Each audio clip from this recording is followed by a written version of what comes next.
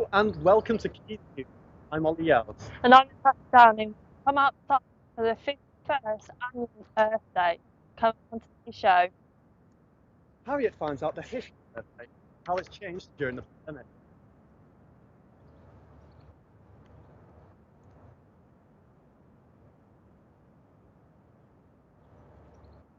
I'm just going to show you how to plant a sunflower. It couldn't be easier. We met a Salford woman who was planting a live memorial for people who lost their lives to the pandemic. And the filmmaker bringing his great story back to life over the century.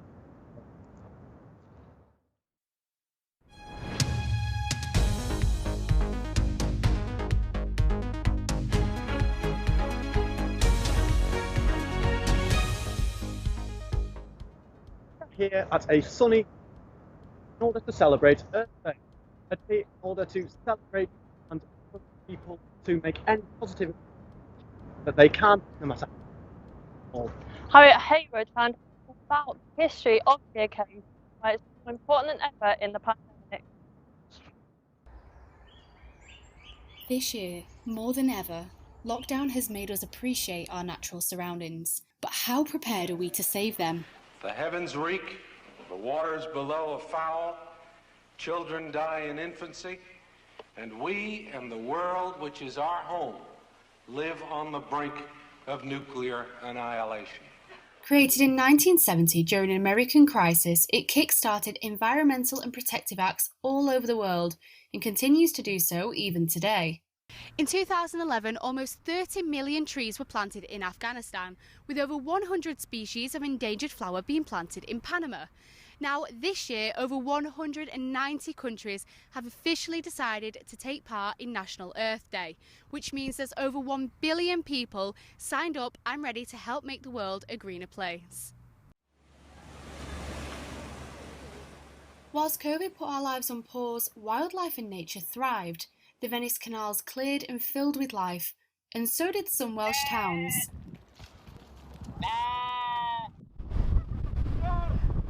Even the waters in Blackpool have seen a significant change in colour. The effects humans have on the environment can be monumental, and although the event will be digital for a second year, people are still being encouraged to help any way they can, from signing petitions to recycling or finding a more eco-friendly way of travelling. The lesson the past year's how important the environment is.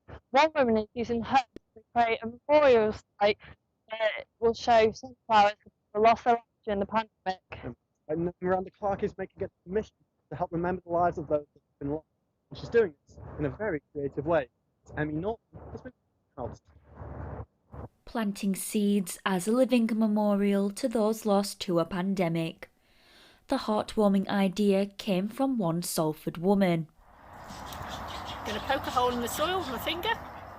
Miranda Clark wanted her community to remember those it had lost. With COVID-19 and watching the news or hearing updates, you keep on hearing this number of people who've died every day. And I just thought how terrible it is, what an awful situation. And I really wanted to keep that focus on the fact that people are individuals, and that massive number actually is all these people who are going to be a massive loss to their communities. And to help me remember that, really, I thought I would plant some of these amazing sunflowers.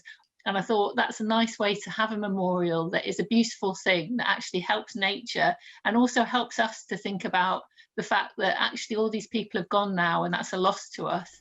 After posting her initial idea on Facebook, Miranda received some great responses, and it even caught the attention of some wildlife enthusiasts. It has kind of two meanings. It is good for the wildlife side of things, but it's also nice for people to remember people who have died of COVID.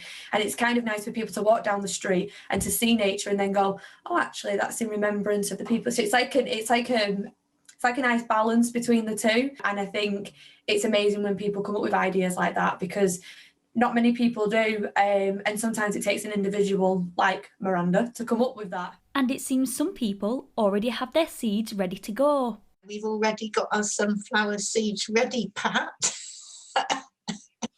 So we'll be potting them up with the grandchildren, and I thought, well, that's really nice. As well as being planted in many of Salford's green spaces, Miranda wants to encourage people to start growing a sunflower in their own homes. But you can just have one pot and do one sunflower. So if you're living in a flat or you've got a little window box, you can get small varieties of sunflowers and can do it that way. So there's lots of potential for lots of people getting involved. If you are wanting to join Miranda and grow your own sunflower, you can purchase seeds in most of your local stores, along with plant pots and compost. So stick on your gardening gear and let's get planting. Because as spring fast approaches, there is no better time to start growing your sunflowers. And together, we can help celebrate and remember the lives that are no longer here.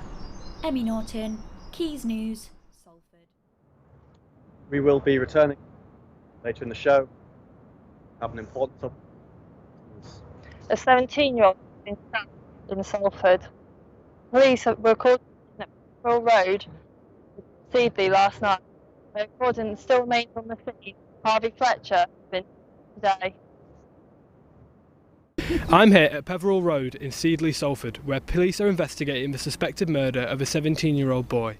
Police were called to the scene at around 8:15 p.m. last night, where the victim had received a stab wound to the chest. He was taken to hospital where he died of his injuries. Now, police have cordoned off the entire street and have been speaking to potential witnesses, whilst forensics have been combing the scene looking for evidence. Police were also called to a second incident last night on Stowell Street, about 400 metres down the road from here, where another 17-year-old boy had received stab wounds to the arm.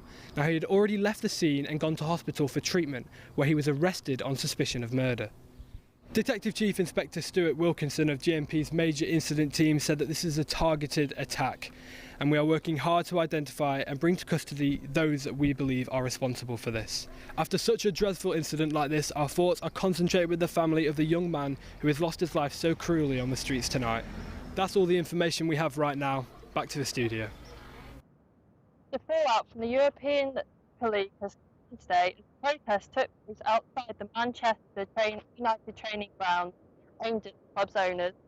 Oh, right. The Glazer family were the ones that took Manchester United. They tried to take Manchester United into this deeply unpopular competition. Natalie Jefferson has been to Old Trafford and has the latest. A group of around 20 Manchester United fans gained access to the club's Carrington training grounds at about 9 o'clock this morning to stage a protest at the club's owners. The protesters had no access to the buildings at the training ground, but it is reported that they spoke to manager Ole Gunnar Solskjaer, assistant manager Michael Carrick, technical director Darren Fletcher and player Nemanja Matic. The fans were carrying banners demanding the group's owners, the Glazer family, leave the club, with references to 50+1 ownership, the ownership rule in German football, which gives fans the majority voting rights. Anger at the Glazer family has been prominent since their ownership began almost 16 years ago in May 2005, and the SAG with the widely unpopular European Super League has pushed relations to the breaking point once again. It was over 100 years ago now. Stories from the Great War can still invoke deep emotions inside us, especially so if they are from members of our family. Salford students used authentic equipment to bring its great-grandfather's story to the big screen. Sam Ketch finds out more. Recreating a Great Warfield hospital in Egypt in a Salford warehouse, Joe Macaulay is honouring his great-grandfather in film. The initial idea of my true great-granddad who fought in World War I. He's the man I'm named after, so it's a personal story to me. I've been hearing the story my entire life, and it's just a story that stuck with me forever, and I just thought it was incredible. I mean, he went out so young to war, and not only did he manage to survive Gallipoli, which was one of the worst military failings of the First World War, but he also managed to learn not only just a new language, one of the most complex languages there is to learn, in the amount of time that he did is absolutely incredible. And the film's producer, Michael Morris, has the difficult task of bringing Egypt to Salford. A lot of the stuff that you actually see here today is like over 100 years old. It's actually from World War I, because a lot of this is from a museum itself.